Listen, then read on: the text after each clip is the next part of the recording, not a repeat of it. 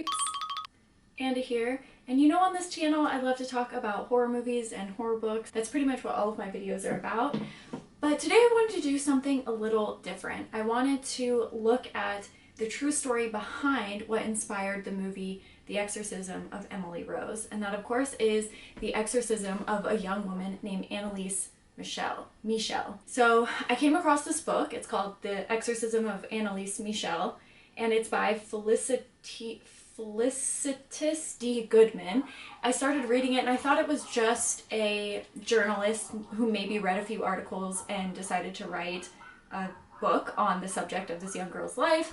And that is not the case. That's not what happened. It's actually a lot more involved than that. So I started reading it and I thought, I have to share this with you guys. Very quickly before we begin, I tried to fit this all in one video, but the book is 300 pages long. But I really wanted to be able to go through the book and read you accounts, read you what this girl had to say for herself. I think it's really important to be able to hear her story through her own words. I couldn't fit it all into one video. It would be like a 3-hour video. Nobody wants to watch that. So this first part is going to be her life, her childhood. We're just going to touch on it a bit.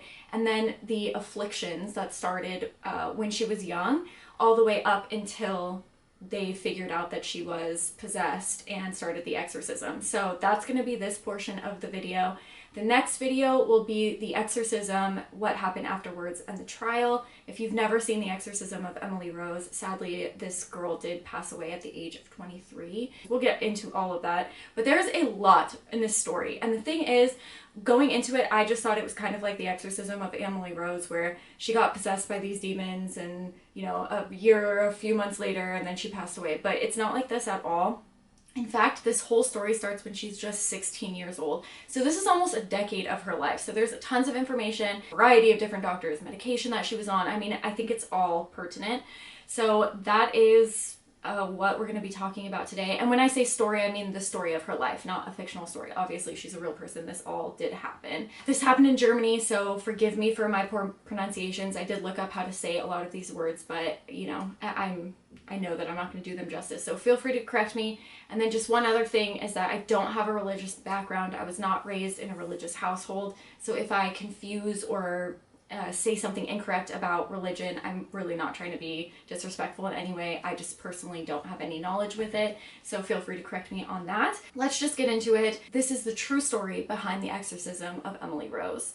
So really quick, I just wanted to talk about the writer of this, because I think her background, by the way, my notes are right here, so if I'm looking down, that's why. But I think her background is also kind of pertinent to the story as well. So she does have a master's in linguistics.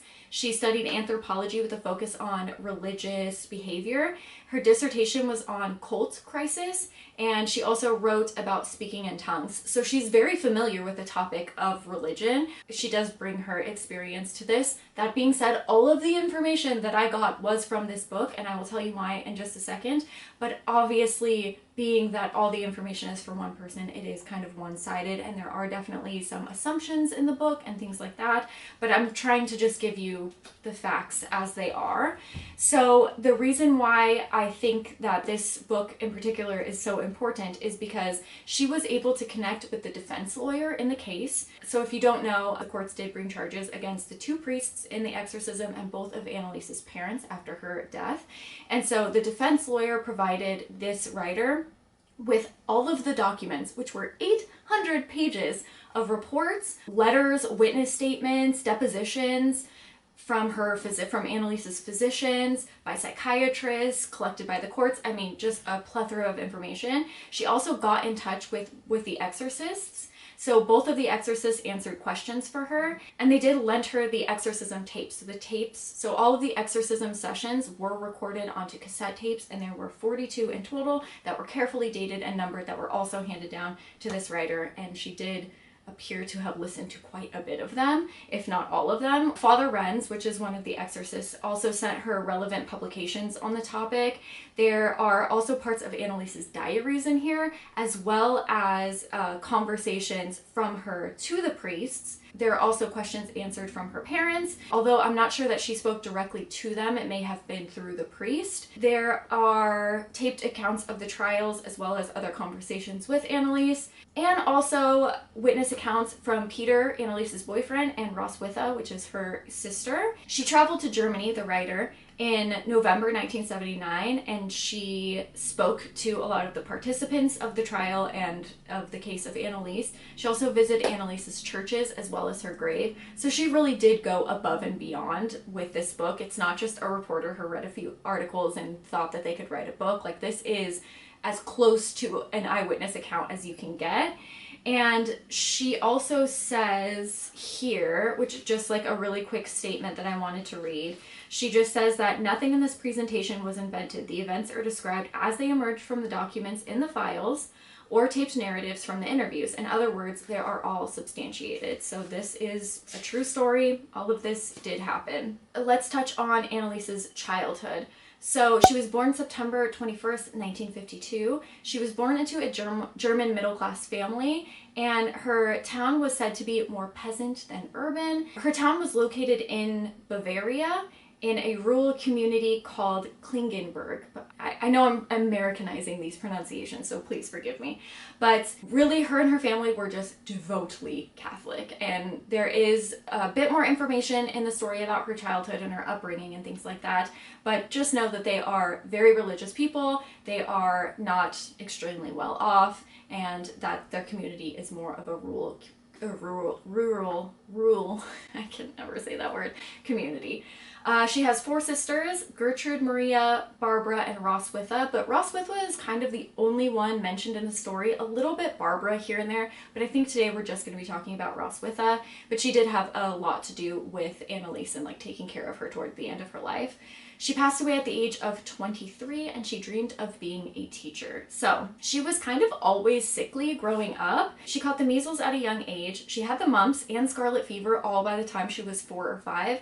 And her mother had actually told the neighbors that she felt that she was weak when she carried her. But she said, we were all so hungry even after the war. So the mother felt that because of this and because of, I don't know, I guess the supply of food in her area, that she was weak when she carried her. And the consequence of that was that Anneliese was very sickly when she was a child.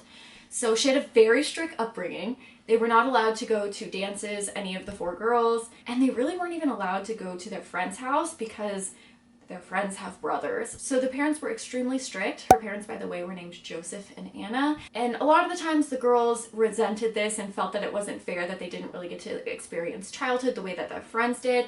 But at the end of the day, it seemed like they had a very loving relationship with both their mother and their father. But at the age of 16, something happened. Anna was sitting in class with one of her friends and she blacked out. So a lot of this isn't exactly explained. We don't really know what this blackout was. The girls just kind of giggled about it, and her friend's like, hey, what's wrong with you? And she's like, oh, I must have just been overstudying, and they just kind of moved on. And so this is the following night after that blackout at school. It said that night after midnight, she woke up and could not move. A giant force was pinning her down.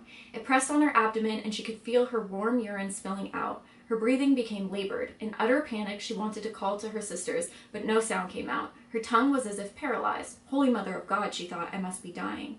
By the time the tower clock of the church sounded the quarter hour, it was over. All pressure ceased as if blown away. Only her tongue felt sore. So this was her first occurrence of what later she would feel was a malevolent force taking control of her body. But this was, again, at the age of 16, and she didn't pass away until 23. So nearly a decade she dealt with this stuff. And it's really interesting because there are obviously parts of her life where she was very ill, stuck in bed, kind of in a catatonic state. And then kind of the next day she would just be up and about walking around like everything was fine. So it really is just absolutely wild to learn the events that took place, regardless of what you think happened to her. It's still just so awful and so sad. Okay, so the next day she felt exhausted after this episode when she was 16.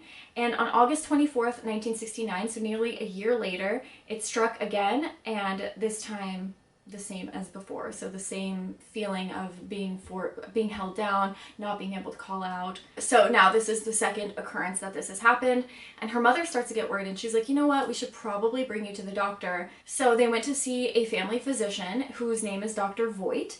He actually referred them to Dr. Luthi, who is a neurologist. and Lucy found nothing wrong. The mom didn't want rumors spreading around, and she even said to Anneliese, like, hey, let's keep this quiet. You know, we don't want everyone to think you're the crazy one walking around town. And her mom kind of even, it seemed like, scared her a little bit with these comments saying, who knows, you might not even be able to go to college for your dreams of becoming a teacher. So I thought that that was kind of interesting. Now, when school starts again, Anneliese is still not feeling well. She has sore throats, she has her tonsils removed. Here she contracted pleurisy, which I don't even know what that is, and pneumonia, and also a tuberculosis infection. She leaves school and she is now confined to her bed. So she's very ill. In February, she actually was in the hospital, and then she went to a clinic in Middelburg that specialized in bronchial and lung disease of children or adolescents.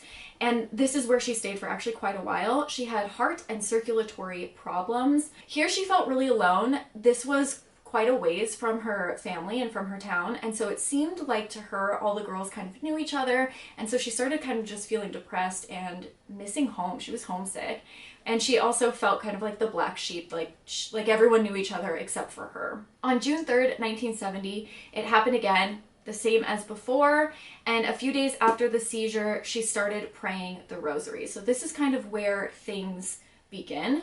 And here I'm going to read you a lot of the accounts of what happened because it's terrifying, honestly. She starts praying the rosary and it made her feel good, warm, sheltered, but all of a sudden it felt more powerful than praying the rosary ever had felt at home. So she felt a gentle prickling in her cheeks and her lips trembled, and she let her hands drop to her lap, still holding the rosary. Something was so different that evening. A sweetness she had never known before made her ring. I am a bell, she thought.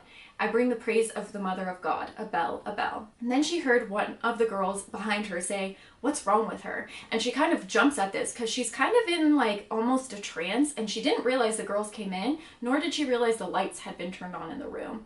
So the girls ask what's wrong, and they say, what were you doing? And she's like, I'm praying the rosary. And they're like, well, yeah, duh, I can see that. But what's with your hands?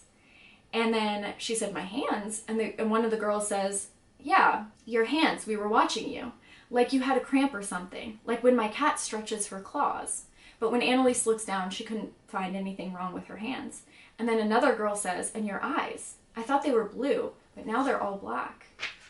And so Anneliese walks to the mirror and she looks, and she does notice that her eyes have gone black, but she also noticed that her skin looked very rosy and lively. And even one of the girls commented, oh, too bad the doctor's not here today. They'd send you home because you look so well. Okay, so this feeling of being well lingered for a little while into the next day. Anneliese really thought, it must be the Virgin helping me. Now we have a report from Dr. Van Heller, and he is a neurologist at where she was staying. It's not among the documents, but we know that he recorded an EEG and showed an irregular alpha pattern with some scattered delta and theta waves, but nothing pathological. Again, the medical stuff, I'm not sure, but it seems like it was okay. It seemed like it was fine, because a few pages later it says he runs another one, and that one too was good. So I think this means it's normal. I don't really know. I'm sorry, I don't know. This is all the information we're given. And it just says, simulation of what nature we are not told triggered no access firing of any particular group of cells, any locus in the brain, and she did not respond with any seizures. But because he had seizures before, he recommended anticonvulsant medication. But then here, according to the Kellers, which is the husband-wife team of the Michel family back at home, they said that EEGs were recorded and the epilepsy was treated with, but the drug name on the documents is blurred. Not blurred as in somebody purposefully blurred it. What's the word that they used in here? Fortunately, it is smudged and illegible in the letter to the district attorney. So at this point, we don't know what medication she was on. And so after this, she's trying to kind of feel that same energy that she felt with the rosary. So she keeps praying the rosary and she feels it. It happens a few times. And one night she feels like it's going to succeed, like it's reaching that height again. So she sat with her rosary entwined in her hands. And suddenly, like sheet lightning on the distant horizon, she saw a huge, cruelly grimacing face. It was gone almost as soon as she had seen it, but it left her with a chill of nameless fear.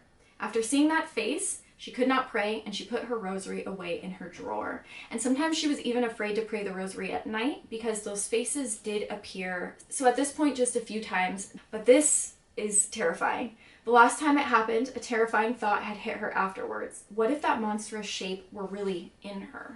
Oh, this book gives me the chills. Honestly, I slept with the lights on for a week while I read this. So on August 11th, it said that Dr. Von Heller checked her EEG once more and again found no irregularities. He asked how she was, and she said, oh, sometimes I'm a little dizzy, but she didn't tell him about the faces that she had seen. It said that she was not ready to surrender to the scrutiny of the stranger's eye. But remember this because I think this is an important point in a few pages. And on August 29th, she was actually permitted to go home. But once she got home, her mood kind of changed, and her sisters noticed, and they kept asking her, they're like, you're so moody now, what's going on? And one of her sisters said, don't you love us anymore? And she replied, you're crazy, of course I do. I love you all very much. I know that I do. I am just too exhausted to feel it. I don't seem to be able to feel anything at all. And this is also a common theme throughout the entire book, that she feels a little emotion through all of this. She falls into a deep depression, and it's kind of challenging to analyze because on one hand, is it the medication that's making her feel this way? Or if they were a side effect of epilepsy or of this possession. This is the first time that we're told that she has these like kind of lack of emotions and later her depression. So I really don't know if it's something she experienced before and just this writer didn't include. It's really hard when you're reading a true story because there's so much that is missing, or later you'll see that contradicts one another. We're just never gonna know what actually happened. But at any rate, this is when she was starting to feel her lack of emotions. Now she's going to start school again, but she's nervous too because now she's been held back. She's been in hospital for so long and out sick for so long that her friends are now older and she doesn't think that she's going to know anybody. She makes a few friends, and actually some of them she did end up knowing. They were girls that she played with when she was younger, but she's really quiet and withdrawn at this point, and she's very overly religious to the point where even the girls at school are kind of calling her a religious nut and making fun of her because it seems like the only thing she wants to talk about is religion. And she still is not feeling well at this point. Now we're up to October 6th, 1970. So her mom takes her to a lung disease specialist, which is Dr. Reichelt, and they found no circulatory problems at this time, but she was referred to an internist, which is Dr. Packhauser, and there's no record of what he wrote, but he did write a note to Dr. Voigt, worried about her numerous seizures. But up until this point, there had only been 2. So, like, this is what I'm talking about, conflicting information, and doctors not really seeming, it seems like she's just kind of thrown around everywhere. It's so sad, and I can understand why she and her family became frustrated later on. Dr. Voigt prescribed an anticonvulsant, but she didn't take this long. It was said she, at this point, was depressed. It was hard for her to concentrate, and she really had no interests. This is another quote from her. She says, I was able to perceive, but not to experience. In June 1972, she had another very severe seizure, followed by a few kind of aftershocks, is what they called them in the book. And then after that, they stopped for a little while. September 5th, 1972, Dr. Luthi prescribed her an anticonvulsant, Zentrafil. But again, the medication, because I think Zentrafil is brought up later on, the medication and everything is confusing. He prescribed her an anticonvulsant, Zentrafil, one in the morning and one at night. He wanted her to come back and see him. So she saw him January 18th, March 27th, and June 4th. Another EEG was ran on June 4th, which came out fine. She had one seizure November 8th, 1972. Yeah, these dates and stuff were kind of all over the place. But she didn't tell Dr. Luthi about her absences and turning stiff that were becoming more and more frequent. By absences, I think they mean that kind of catatonic state. She didn't tell him that she started to smell an awful smell that was not being perceived by others, and that those hellish faces, which they refer to as Frotzen, I think is how they pronounce it, and they're just these like demonic faces that she's seeing that we described before, but that word comes up later. But she didn't tell them about that. Now here, the author kind of gives her own ideas on why she thinks that is. She believes that there are cultural differences and potentially conflicting personalities between the doctor and Anneliese's family. And that might be the case. However, she didn't tell this to her other doctor either. And so at this point, I don't know if it's kind of implied that she was starting to not trust her doctors, or if it was this particular doctor that she had an issue with, or if there was no issue with her doctor and she just didn't want to be seen as crazy, because that is kind of a common theme as well, is she doesn't want to be put into a mental institution later on because she doesn't believe that she belongs there. So I don't really know. I don't think we're ever going to know. But at any rate, she wasn't telling the doctor about these kind of supernatural things that were happening to her. In spring 73, there were even more new and disturbing things. She tells her mom, "There is this knocking in my room." And her mom tells her, "No, you're just hearing things." And she's like, "No, there's knocking in my room." And she's like, "Fine, maybe you have an ear problem now." So she brings her to an ear doctor and her ears are fine. So now we have an account with Anna and Joseph, which again are her mother and her father. And this is kind of where things take off. Anna is relaying to Joseph, the ear doctor could not find anything wrong with Anneliese's hearing. And he says, "She's a bit off her rocker, that's all," which is just lovely. And Anna responds with, "It wasn't just Anneliese. She was the first one to hear it, but then the others did too, like rapping, or a chair falling over, or something thumping inside the wardrobe, then underneath the floor and above the ceiling." She also says, "What I mean is that this might be something supernatural." To which Joseph replies, "Young girls are sometimes hysterical." And Anna goes on and says there is more. "Anneliese has been telling me recently that no matter what she might be doing, making her bed, playing the piano, or just looking out the window, she then sees these ghastly distorted faces, those fratzen. It isn't just occasionally like before." And Joseph says, "Yes, she told me that too." And Anna replies, "Did she also tell you that those faces are like devils with horns? And she thinks they are after her. She hears these voices that tell her that she is damned and will go to hell forever." And she begins to cry. And Joseph says, "Calm down, it's just the epilepsy." And then Anna replies and says, "No. Believe me, something terrible, something supernatural is going on here. You know that statue of the Virgin on the mantle in the living room downstairs? Well, the other day I happened to walk through there and saw Anneliese looking at the Mother of God. Only it wasn't with respect or adoration. Her face was like a terrible mask, full of hatred. Her eyes turned black, jet black. And her slender hands, you know how delicate her hands are, well, they twitched and seemed to turn into thick paws with claws. I tell you, it was awful. I was so scared." And Joseph says, "We'll have to ask for guidance in prayer." This is when her parents started thinking it was something more, when other people started perceiving what Anneliese was perceiving. And again, I'm just reading you bits and pieces. There's so much more to this. I'm going to leave this book linked down below. Highly, highly recommend / suggest you reading it for yourself, because obviously I can't get to everything, even with breaking this video up into 2 parts. At any rate, Anneliese now suffered a new kind of hellish torment. This is information where she talked to Father Renz later on, and she relayed this information of what was happening to her during this period. I know it's kind of confusing. So this was a recorded conversation, but she says, "It was especially gruesome at the time of it says a German word, but it's the tests at school. You cannot imagine that most awful dread. It is a terror that goes through all my limbs and settles there. It is a dread that makes you think that you are right there in the middle of hell. You are totally, utterly deserted. You can call all you want for help to the Mother of God maybe, but they are all deaf." Later that spring, Anneliese caught the German measles. Here she's talking to Dr. Lenner, and she says, "I feel like I am in a deep hole. Those pills, they don't help me. They only make me tired and apathetic." So now her father has a new suggestion. He wants to go to, let me figure out how to pronounce this. I know I'm going to pronounce this wrong. My internet's not working. I'm trying to find the correct pronunciation. I don't know what it is, but it looks like San Damiano. It's a shrine in northern Italy that her father had explained to her and had visited before and brought back little trinkets from, and she had always wanted to go. So when her father said, "Why don't we take you?" she was ecstatic. She was so excited to go. But now we have a narrated tape that is from Father Alt to the author of this book. He's describing the shrine and what happened to Anneliese when she was there. So he is relaying the information that Anneliese and her friends explained. Father Alt says, "Now, Anneliese told me, and Thea Hein," so Thea Hein is another person that's going to be mentioned a lot. It's one of her friends.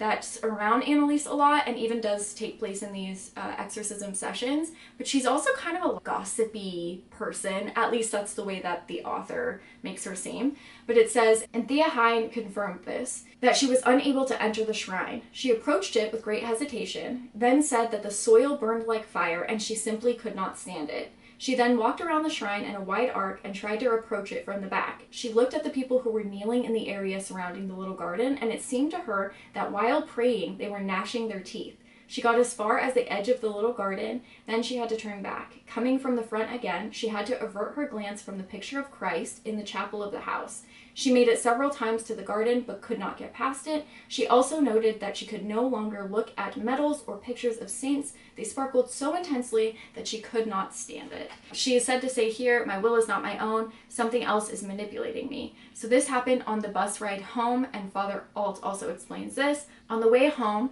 Anneliese behaved in a way unseemingly toward her friend Thea. She spoke with a voice like a man's, made fun of, so to speak, of Thea, was uncertain of herself. She simply was not Anneliese anymore. She tore off the medal that Thea was wearing, and she exuded a stench like Thea had never smelled before, like fecal matter or something burning. Everyone in the bus could smell it, and Thea told me the other passengers on the bus were quite angry. Then her father sat down by her, and apparently people began to understand that something special was going on with Anneliese. I have read this, by the way, like 3 times just to make sure I had the information correct, and every time it still gives me goosebumps. Now, this is very interesting. Okay, so now we're at September 3rd, and Anneliese goes to see Dr. Luthi. As he recalled the conversation during the interrogation on February 9th, 1977, 4 years after it took place, she told him, "I often see Fratzen, ghastly, distorted faces. The devil is in me. I am all empty inside." Under the oath of the trial, she said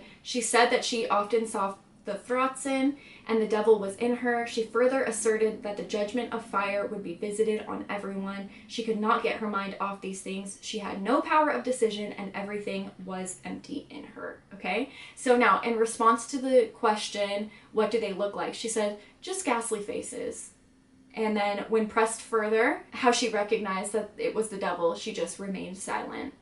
On July 2nd, 1976, the day after Anneliese died, Anna Mitchell was asked to make a statement to the police. What Anna said was that we told Dr. Luthi about these things and he advised us that we consult a Jesuit. However, Dr. Luthi denies this. He says, "When I have a patient whom I cannot handle either as far as diagnosis is concerned or as an outpatient, I always refer the patient to a clinic and not to a priest. The expression demonic possession is not medical terminology and I never used it." And at that point, they never said that he had used it, but he also rejected allegations of having said that medical help for Anneliese was no longer possible. Now, because the court saw the doctor in a good light and Anna not in such a great light because she was on trial for the passing of her daughter, they kind of accepted his way as fact, even though it was said that Anneliese, when she was alive, did remember him saying to visit a Jesuit. Now, this is really interesting. Am I saying that correctly? Jesuit? Jesuit. Oh, Jesuit. Jesuit. Jesuit? I thought it was Jesuit. Anyways, regardless of my poor pronunciation, here's the thing.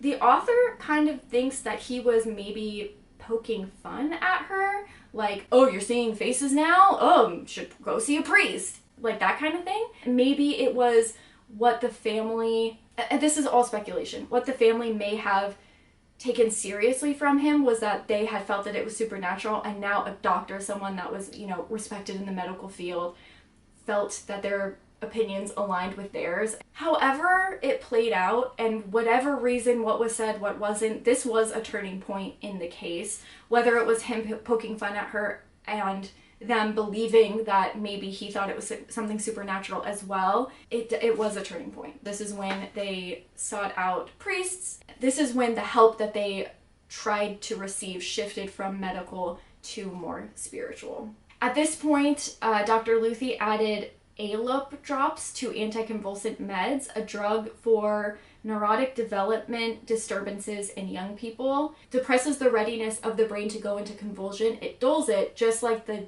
Dilantin that Anneliese was already taken. So again, so much back and forth with medication. I know, I don't even remember when she got prescribed the Dilantin, but okay, so after that visit, Anneliese never mentions to a medical professional again anything supernatural that is happening to her. She only relies on them to deal with things that she believes that they can help her with. So for instance, headaches, depression, the stench that was coming from her, but she never mentions anything about these faces or how she feels her body's being taken over, never again to a medical professional. So this again is like a huge shift in her path of finding out what is actually going on with her. Thea, her gossipy kind of friend, contacts priests. They don't really see that it's like an indication of possession and advised to see a physician. She contacted a Jesuit, but he lived far and was old and just kind of couldn't be bothered with it.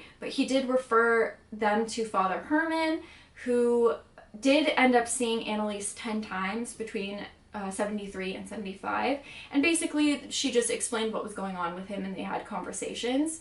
And then Father Roth became interested in this, and he also got Father Alt, one of his friends, included, and he kind of persuaded him, we're priests, and when are we going to see a real-life possession? Like, we got to check this out. And so that is kind of how Father Alt gets involved in this. So Ernest Alt, let's talk a little bit about him.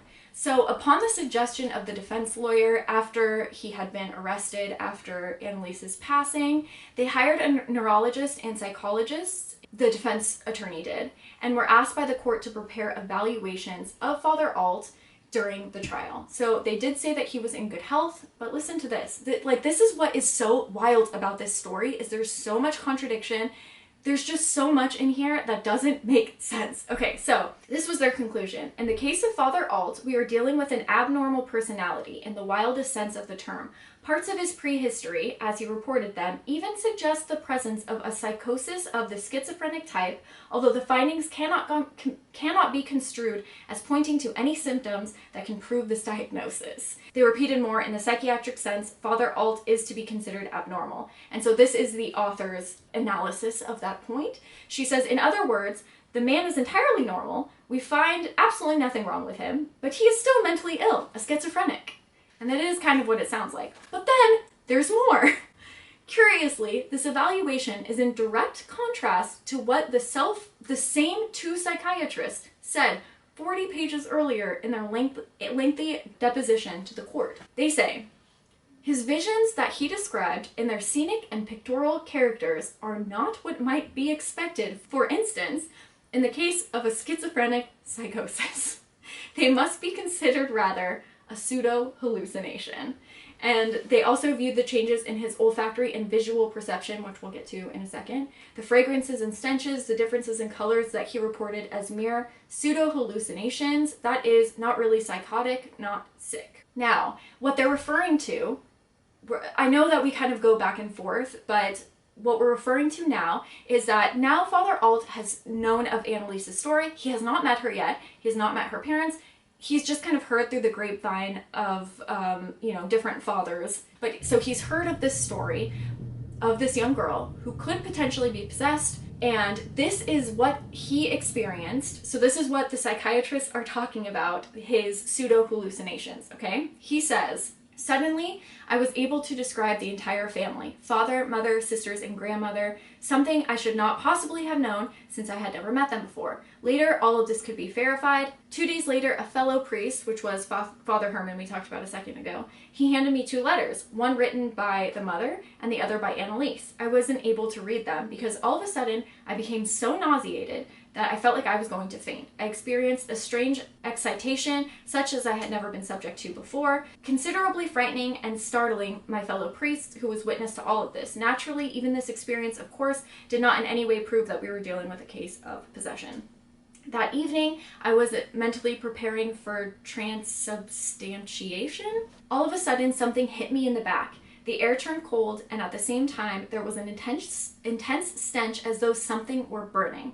I felt deeply distressed, as if a negative force were surrounding me. The subsequent night, the most restless night I had ever spent. I had taken a very effective sleeping pill, but I could find no rest. My apartment was filled with a variety of stenches, as if something were burning, of dung, of an open sewer, of fecal matter, and they just kept alternating. Occasionally loud thumping in the wardrobe. I was simultaneously ice cold yet bathed in perspiration. I repeated my prayer, and suddenly my room was filled with such an intense fragrance of violets that I thought that I had dumped my aftershave on my pajamas, but it smelt only of my sweat. Strangely, at that time, I stopped perspiring and my body felt warm. I breathed with relief. Only then did I discover to my amazement that my field of vision had been very narrowed and that my color perception was reduced. Now I was able to see colors once more in their normal intensity. The pressure on my head had disappeared. When the following day I told my fellow priests about this, they were suddenly able to smell the same stench. So these were the pseudo-hallucinations that the psychiatrists were referring to. He does experience things like this a few times, and a few weeks later he met Anneliese personally. She was very depressed. She looked in no way ill or sickly. And this is what Anneliese has said to him. She says, "I am looking for people who would believe me." She never used the word possessed. Last in this chapter, it just says that priestly prayer did seem to help her, and that in one conversation, Father Alt told how he had seen her face change, that her eyes darkened and became absent, and he perceived a shadow behind her. He asked her, "What's the matter?" And she said, "I am being afflicted." We'll just use the word afflicted instead of the word that she uses. After he gave his priestly blessing, everything was fine again. And prayers from other priests seemed to be beneficial as well. And so she was feeling better. So she ends up actually registering for college in Würzburg. Again, my internet's not working, so I can't look up the correct pronunciation. And Klingenberg is where her family is. So kind of from now on, we're going back and forth between these two places. And so on November 1st, 1973, she went on to college to major in education and theology. She continued taking her pills and seeing Father Alt religiously, bi-weekly, but those gruesome faces were back. And she was feeling depressed and isolated as well. But now she meets Peter.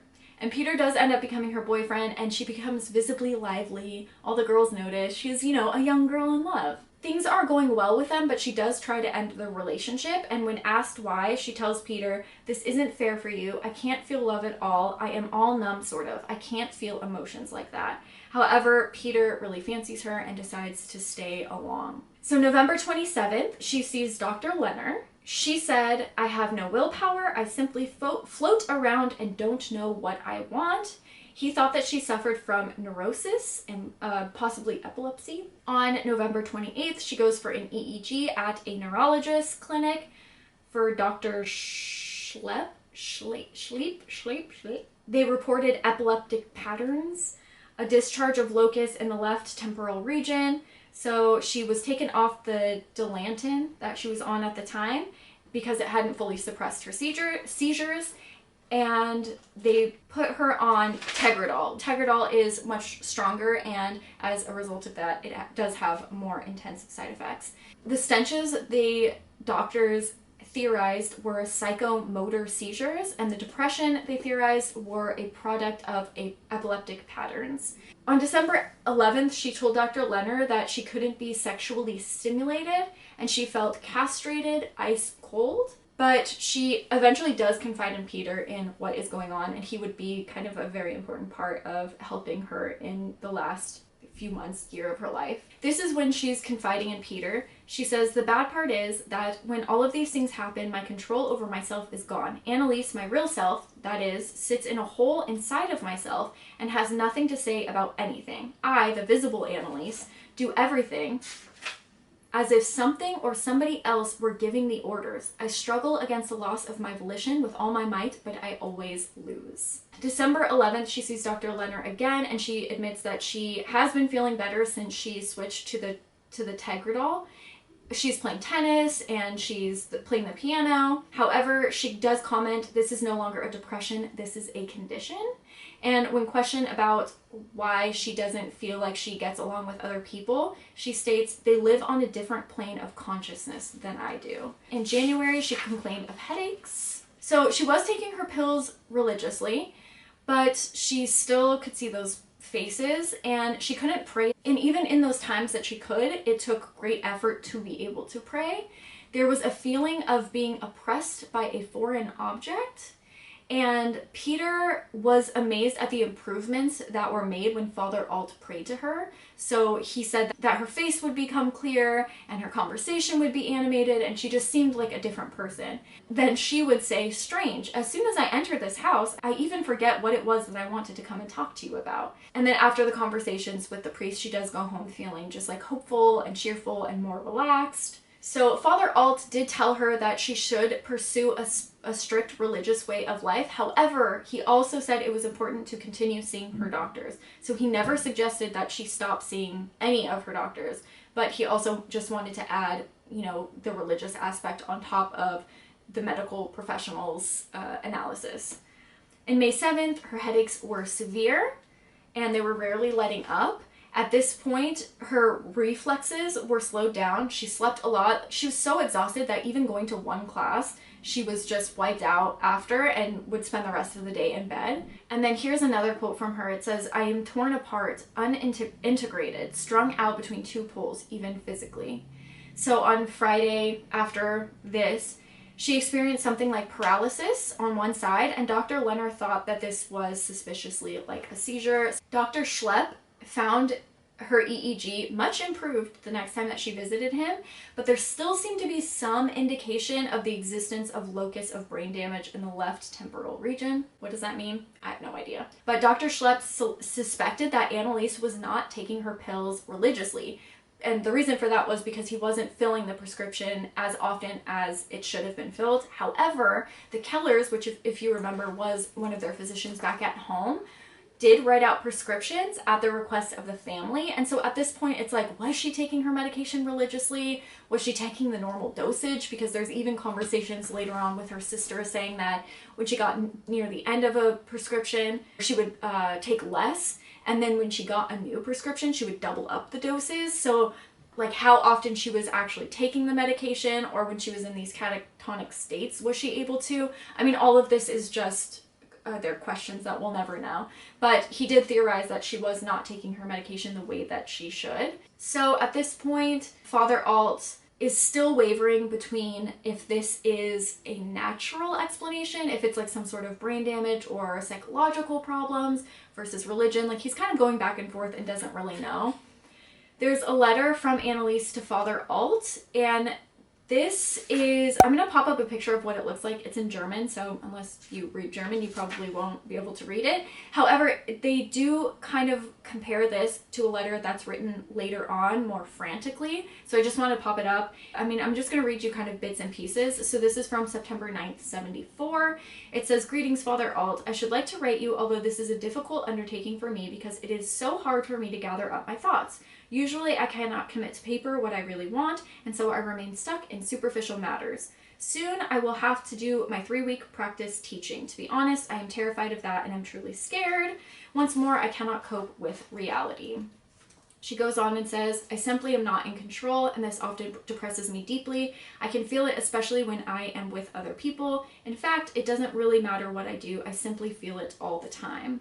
She says, "One day I got back home in a trance more than ordinary consciousness. I was totally exhausted physically, but also psychologically. I was aggressive and somehow felt as though I had no relationship to the world around me. Last Saturday I went to confession. I often have the feeling as if all good spirits were deserting me on such occasions. Afterwards, I was quite happy. On Sunday, I took communion. I can feel that there is strength coming from that. Although at the outset, I always feel completely empty. I can sense nothing and have the feeling that I cannot relate to anything. But this empty feeling disappears after a few minutes. I become more myself and feel well." She also says, "I feel that God has deserted me entirely." On September 30th, 1974, Father Alt actually writes to Bishop Stengel, and he says that she was in bad condition, depressed, her glance uneasy, restless from the inside, poor muscle control, gave her the solemn priestly blessing and a heavy load lifted off of her. The strongly dilated pupils of her eyes contracted. I keep repeating the solemn blessing.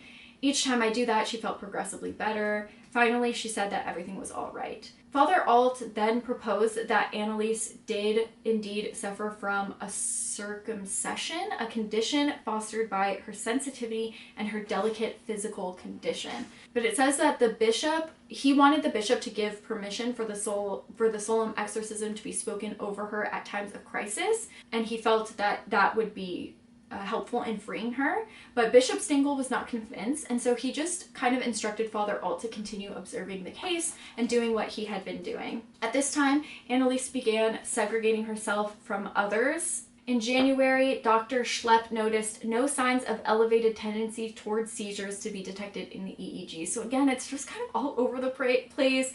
She still has her depression, her exhaustion, and she can barely eat during this time. So Anneliese had this mortal terror that carried with it the conviction that she would be eternally damned. I don't know of any reason why I should be damned, but inside of me I keep hearing a voice that was trying to convince me that it was so. I tried to fight it off, but it was useless. On her desk there was a notebook left, and it said, "Don't be afraid. I don't need to be afraid. Courage, courage, courage. Be calm, very calm. Throw your anxiety overboard. You have reason to hope." Her friends also had instances with her where all of a sudden she would start yelling at them, "Stop praying," but they weren't praying out loud. They may have been praying in their head. She also developed an aversion to sacred objects, and she had to remove a picture of Christ from the wall. She had done the same with the holy water from San Damiano, and she no longer went to church. She said, "It's no use. I can only get as far as the door and not a step further." One of her friends said that her face contracted into a hideous grimacing countenance.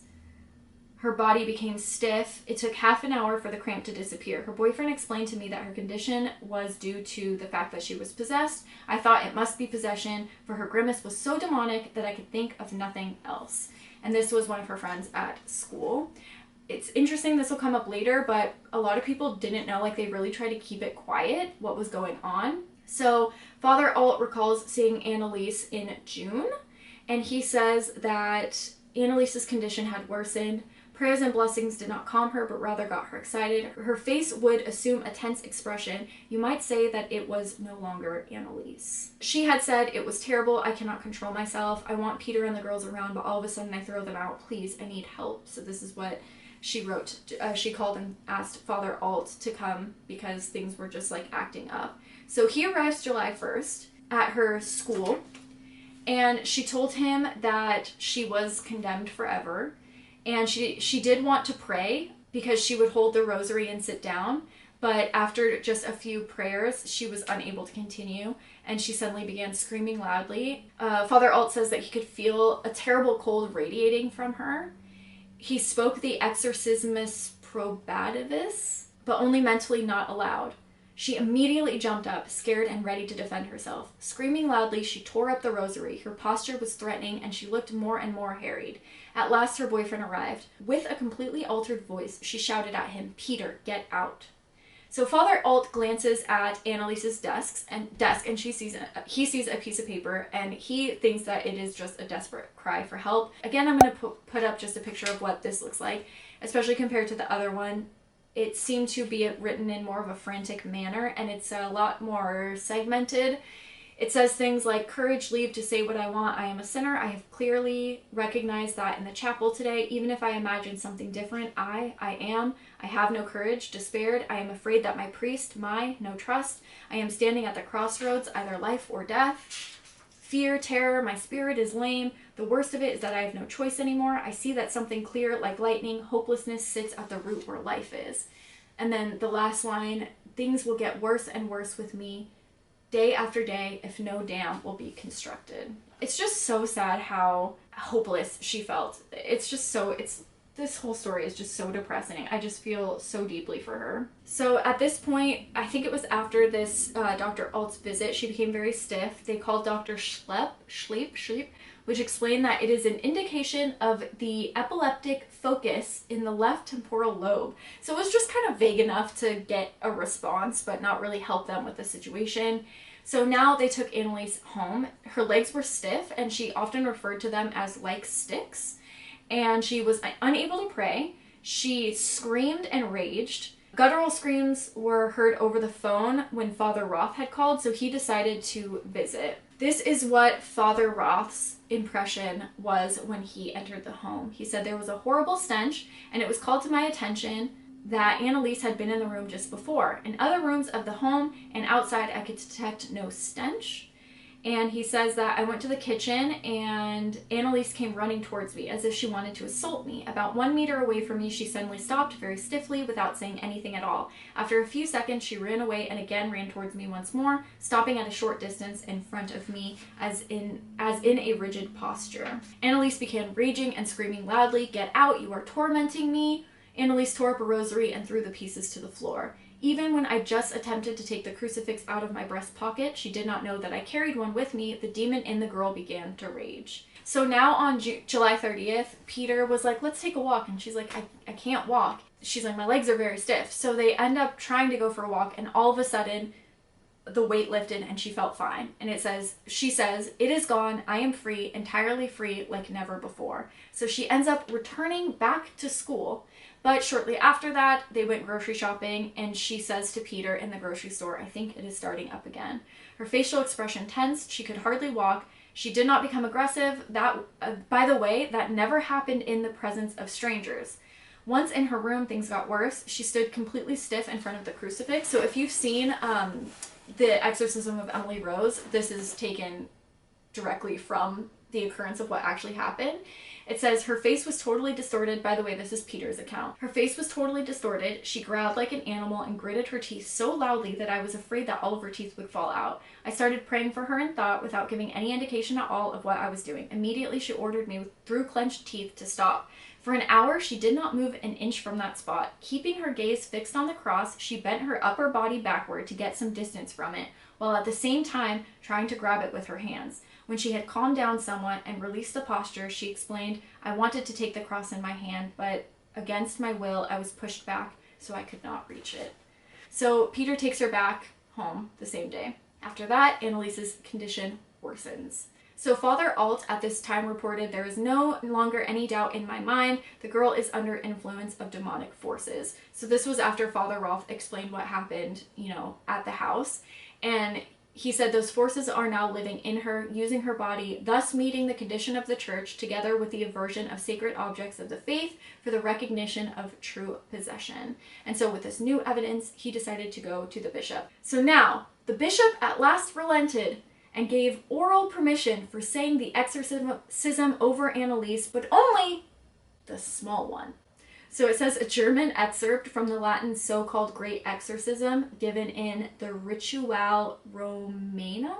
So during the recitation, she said, stop, it's burning, it's in my back, it's in my arms. Father Alt's impression was that this did help though. And at this time, he was actually planning to go on vacation, and he was kind of like, should I go, should I not? And he said, I do not dare to say that Anneliese is better now, however, her reactions are those of a person in a trance. So he knew that not everything was good and well, but he decides to go on vacation anyways. And this is actually when Anneliese starts getting much worse. So sleep was almost impossible for her. She slept 1 or 2 hours a night very unrestfully. She rushed through the house, up and down the stairs. So in these possession movies where they tie people to the bed, that does happen later with her request. But for the most part, she's just running around. How terrifying is that for everyone involved? So she's running up and down the stairs. She kneels and jumps up like in the movie, but she does it with incredible speed. And her knees are swollen and bruised. She just incessantly screams. She trembles and twitches. She has catatonic states where she lies in bed for days unable to move. And then she also has times with superhuman power where she bursts an apple with her hand or throws her sister to the floor like a rag doll. This gets so dark, but her mother put down a pillow for her so that she wouldn't keep hitting her face on the floor. And she said, if you try to help me, I'll be forced to do something much worse. And she says, just let me do as I must. Her whole body seethed with heat. She sought for coolness, rolling in the dark dust of the coal cellar, soaking herself in an old iron kettle that she filled with icy water, sticking her head into the commode in the bathroom. She would tear her clothes off her body and race through the rooms naked. Roswitha tried to talk her out of sleeping in the attic one night, but she couldn't. And her response was, after all, it wasn't her acting, but the devil. Roswitha says, I put my sleeping bag under the attic stairs, but there was no question of sleep, of course. In the first place, she screamed all night, and besides, she kept running around up there. She stuffed flies and spiders into her mouth, tried to chew on coal, urinated on the kitchen floor, and licked it up. Peter began wearing long sleeve shirts because she often bit. She ripped holy pictures from the wall, dumped out the water from the San Damiano shrine. She tore rosaries apart. She attacked the priests who came verbally, saying, "Take your paws off me, that burns like fire." And then she would say later, "The exorcism was for me as if I put my hand in a wasp's nest." There were clouds of flies that appeared and vanished, shadowy little animals that scurried about, and even her family saw them. And then it said that her dead relatives came to visit her, so she would see like her grandmother. Day and night, Anneliese raged on, alternating in 2-hour shifts. Her parents, Roswitha and Peter, watched over her. They tried to get a hold of Father Alt while he was on vacation to be like, "We need help," but he didn't reply to the telegram. However, it's not really said whether he even received it or not. So then they ended up contacting Father Rodewyk, and he tells the state attorney that he enters the home and Anneliese is in a hypnotic state. Such a state is a symptom of possession. He says that she did not look emaciated, but when asked what her name was, a second personage says Judas, and he says that she spoke with an altered, much lower voice. "When I left the house, Anneliese slapped my cheek." He was escorted to the door by her father, and all of a sudden he heard music, and he looks into the living room, and there was Anneliese playing the piano like nothing had ever happened. So Father Raduski says that Judas is as well known for the history of possession, tempting his victims into stealing the host, the consecrated wafer, by preventing them from swallowing it. And this is something that she does experience. I think it goes into a little bit more of that later. The conclusion then is that Anneliese is possessed, her principal demon being Judas. So this is Father Radowski's comment. He says that the ritual Romanum rules that the demons need to speak from the mouth of those possessed, and it demands that the certain questions be asked of them, which they must answer truthfully. She does explain to Peter that she wanted to eat but was not allowed to, that she was either unable to open her mouth or not swallow. She says, "I was always hungry and it was terrible for me to smell food or hear the clinking of spoons and forks." So at this time, Father Raduski requests the permission for a formal exorcism. So at this point, Bishop Stengel does grant permission for an exorcism to take place. This book has all of this information. It has all the letters that the priests and the bishop write back and forth, all of the actual terminology that is used, all of this stuff. So I do highly recommend that you guys check out this book. But he does give permission, and he does allow Father Renz to be selected for the exorcism. And it says here that no one empowered to carry out an exorcism may legitimately exorcise a possessed person unless he obtains specific and express permission from the bishop. And this is where I leave you for today. Tuesday, I will have the exorcism, what happens after she passes, and also the trial in the next video.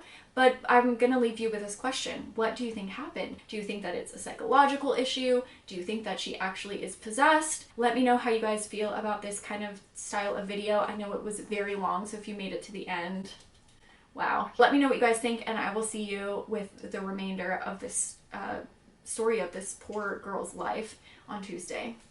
Thank you for watching. Bye.